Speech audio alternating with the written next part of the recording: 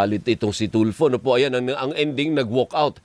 Magandang umaga po sa inyo, Senator Tulfo. Ay, magandang umaga, paring Alvin. Good morning sa iyo, sa yung mga tagapakinig, tagapanood. Good morning. Opo, marami po ang pumuri sa inyo kasi nag-monitor kagad ako sa social media dun sa ginawa po ninyo at saka pati na rin ng minorya, ano po.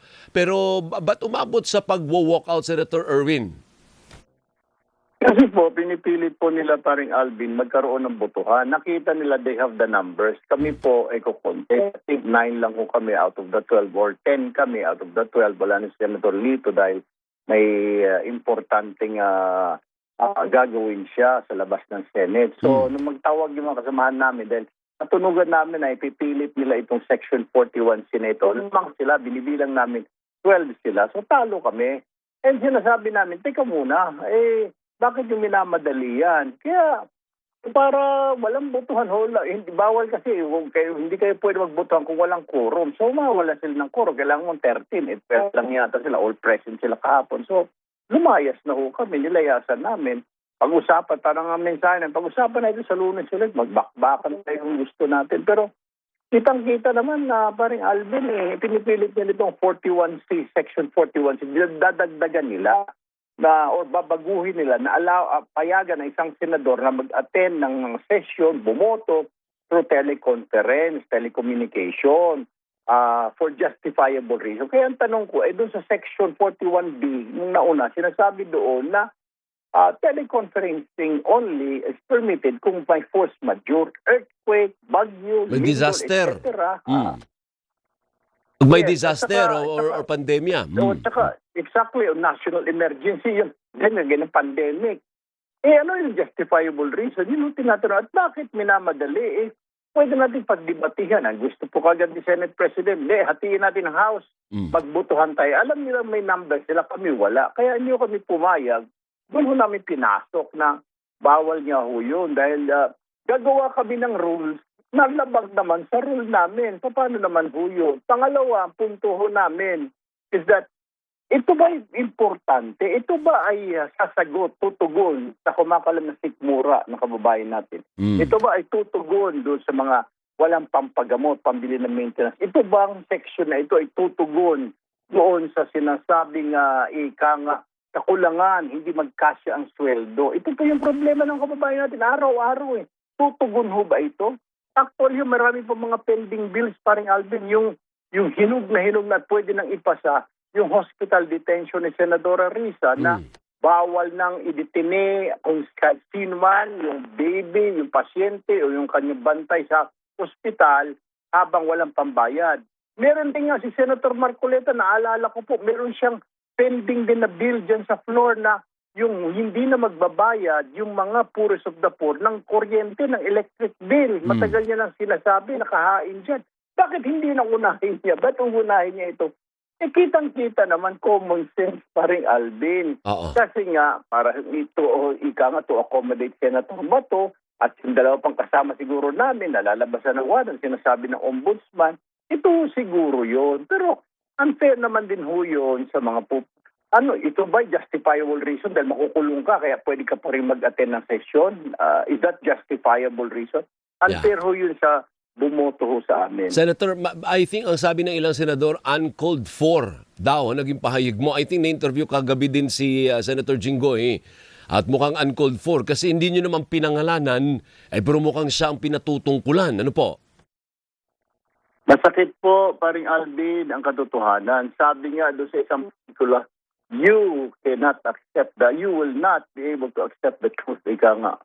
Parang ganun, to that extent. Ibig sabihin, masakit ho, tanggapin ang katotohanan. Pero yun yung katotohanan, paring Alvin, pasensya na doon sa mga kasama ko, Senador.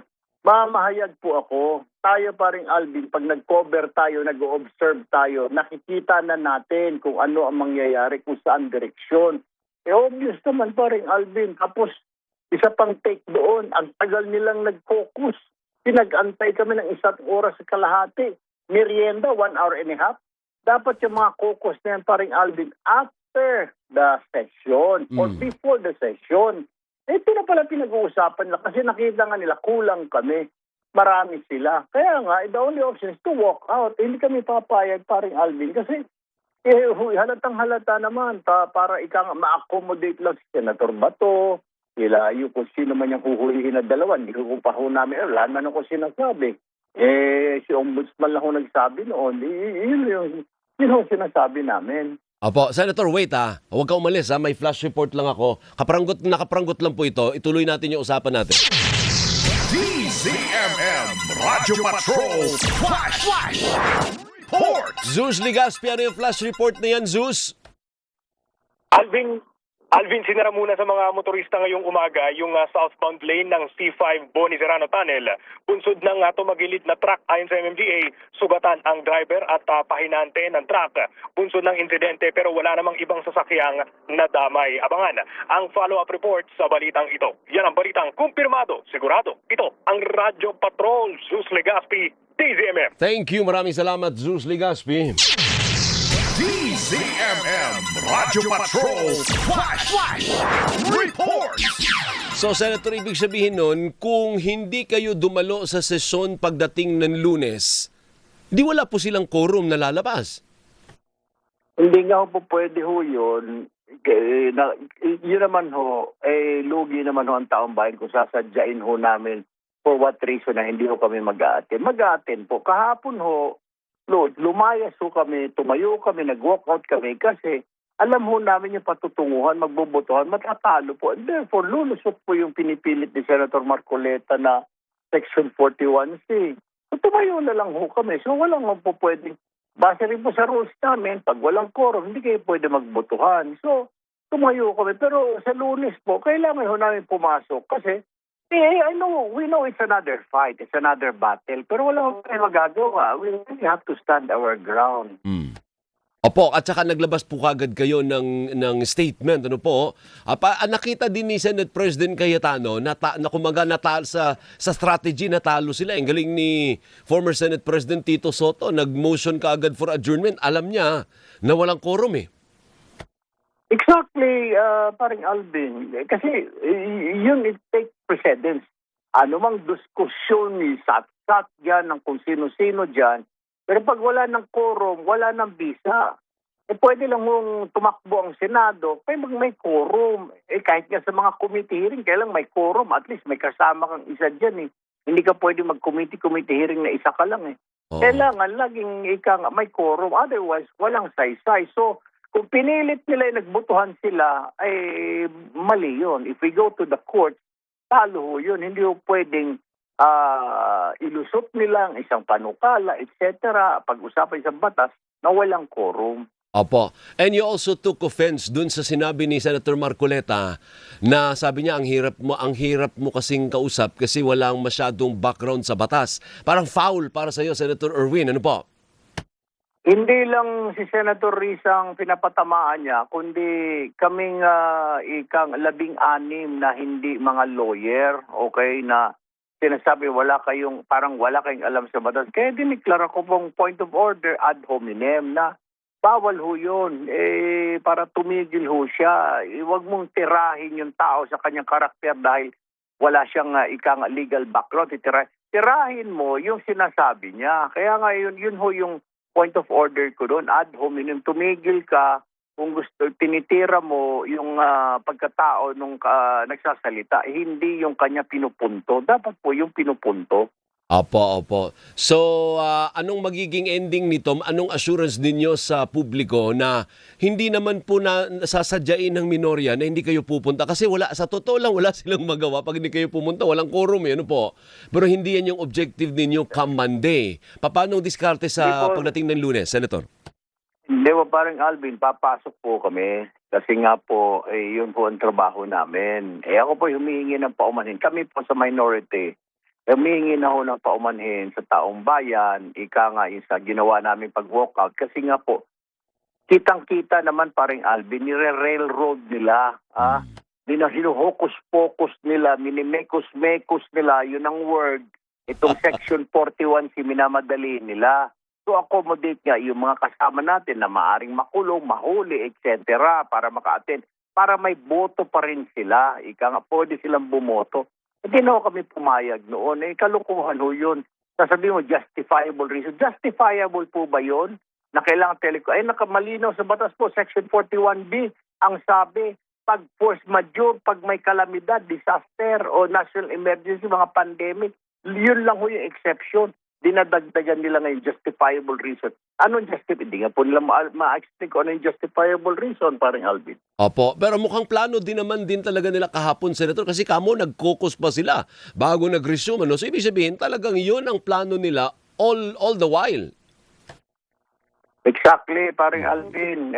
Yun ho talaga yung gusto nila na wala ng tao. Usually kasi gano'n, pag mga 6 o'clock na, wala ng tao. Nag-uwian na yung iba, dahil may mga meeting, may mga dinner sa labas. Doon na tinaon. Kaya parang tataka ko, sabi ko, di ba nung isang araw, sinita ko, bakit walang kuan dito? Majority. Ngayon, kagabi, hindi na ako nagsalita. All present lahat eh. Sabi ko, isa lang po nung wala doon, si Senator Cheese, pero nandoon silang lahat. Kaya, and then Senator Bato pala, wala. So sabi ko, talaga may gagawin ito. So ayun na nga ho, pinipilit nila kahapon. Kaya nga po, tumayo na ho tayo.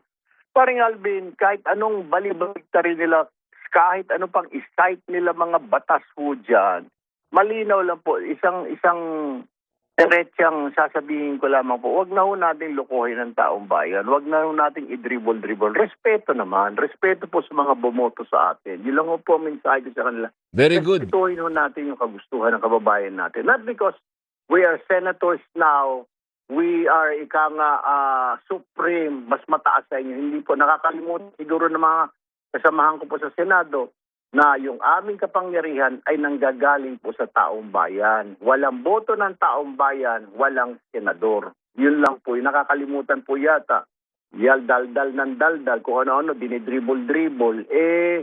Wag na ho natin lukuhin. Gawa ho tayo ng trabaho tayo, ipasa po natin yung mga bills na kailangan na sasagot sa problema sa ekonomiya, sikmura, kalusugan, kulang na sweldo. Yun po ang mga pag-usapan natin. Huwag itong walang katuturan na batas na ito na yung mga wala sa Senado pwedeng mag-attend, bumoto for justifiable reason. Kalukuhan po ito. Ito po ay personal or group interest lamang po ito. Mabuhay ka, Senator. Maraming salamat po sa oras. Maraming salamat po. Thank you. Mag-ingat lagi. Si Senator Erwin Tulfo, ang miyembro po ng Senate Minority Bloc.